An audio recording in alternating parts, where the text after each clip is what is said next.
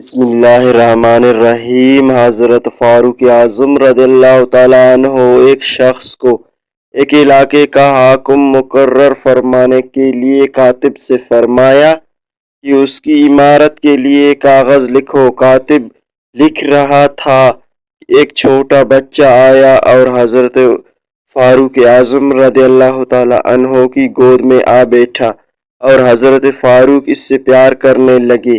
وہی نامزد شخص جس کی عمارت کے لیے کاغذ لکھا جا رہا تھا کہنے لگا، اے امیر المومنین، میرے 10 بچے ہیں مگر میں نے آج تک کسی بچے کو قریب نہیں بھٹکنے دیا اور آپ نے اس بچے کو گود میں بٹھا لیا ہے۔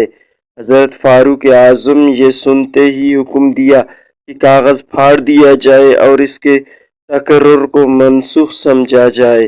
یہ حاکم بننے کا اہل نہیں۔ اس نے پوچھا کہ میرا قصور؟ تو فرمایا، جو شخص اپنی اولاد پر رحم نہیں کرتا وہ رعیت پر کب رحم کرے گا؟